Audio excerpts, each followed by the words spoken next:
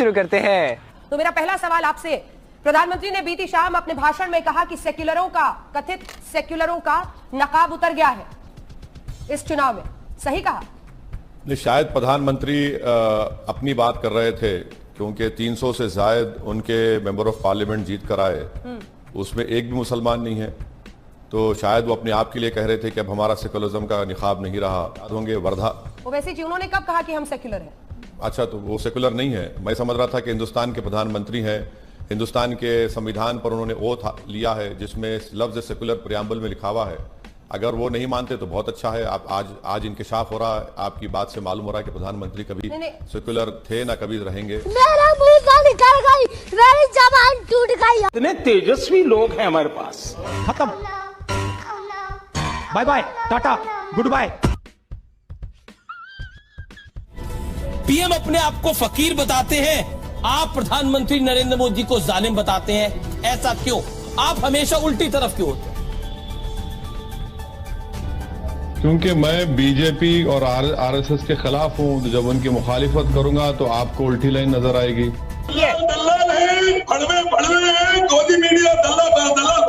मर्यादा रखिए, थोड़ी मर्यादा रखिए। That in the present political scenario, I see him as a neo Jinnah. Neo Jinnah. अरे संपित बच्चा है, बच्चों के बारे में नहीं बोलते, बच्चों के बाप से मुकाबला है हमारा, हम बाप को बोल रहे हैं। तो संपित बच्चा है, अभी छोड़िए ना। जब बड़े बात करते हैं तो बच्चों को टाई नहीं करना चाहिए। टाटा, गुड बाय, गया।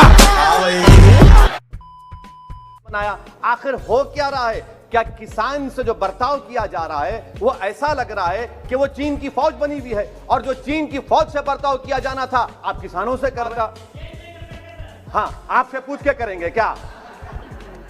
आप तो टुट्टे शायर हैं, ना शायरी आती है आपको, ना ज़ौक़ है, ना कुछ है, बोले जाते हैं क्या क्या बोलते हैं आपको ही मालूम।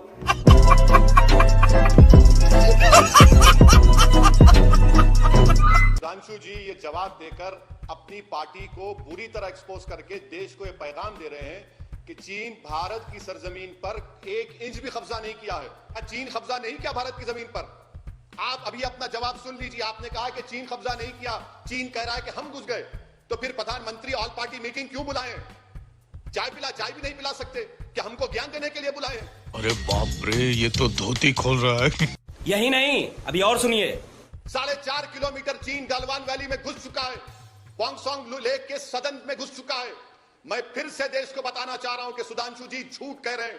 सुन, मैं वापस आ गया, तू फिर से डरेगा जिस तरह फ्लॉप। आपने ना सिर्फ भारत की आवाम का बल्कि उन मरने वाले 20 जवानों की तौहीन की है। याद रखिए सुधांशु जी, नरेंद्र मोदी और आपकी सरकार देश की जमीन से बड़ी नहीं है। आप सरासर नाकाम साबित हुए। ये बड़ी अच्छी बात कही आप। हिपोक्रेसी की भी सीमा होती है। वाह मोदी जी, वाह वाह वाह। आपके गढ़ में घुस आए हैं। 55 और 48 का फासला देखिए सर, सिर्फ 7 सीटों का फासला है नंबर 1 पार्टी से, और आपसे 4 का। मेरे घर में कहाँ है मैडम, बताइए ना। मैं तो आपको एम्पिरिकल डेटा दे रहा हूँ। मेरे घर में जय श्री राम बोलने वाले कम्युनल है, बीजेपी के वोटर्स कम्युनल है, ये भावना आप भी स्प्रेड करते हैं।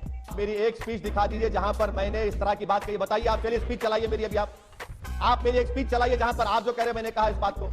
जिंदगी में जब यहां से चला भी जाऊंगा ना, तो मेरे आने वाली 10 नस्लों को ये पूछते रहेंगे अपनी देशभक्ति साबित करो। भाड़ में जाए।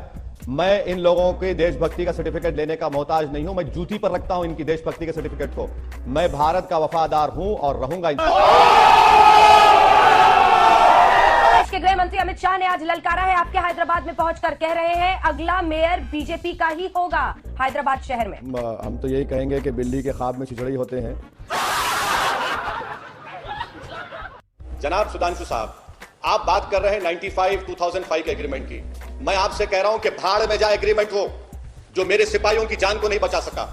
और अगर कोई मेरे सिपाही पर, मेरे घर में अगर मुझ पर बंदूक तानता है, मेरे कमांडिंग ऑफिसर को मारता है, तो हमारी सरकार को यह बोलना चाहिए था कि खबरदार, अगर हमारे किसी सिपाही के बाल पर भी आंच आती है तो गोली चलाओ। दुनिया का कानून है, इंटरनेशनल लॉ है, सेल्फ डिफेंस। भारत की जमीन पर चीन ने हमारे कमांडिंग ऑफिसर को, हमारे सिपाहियों को मार मार कर 3 पानी में डूब गए। ऐसे एग्रीमेंट को मैं फाड़ कर फेंकता हूं देश के लिए।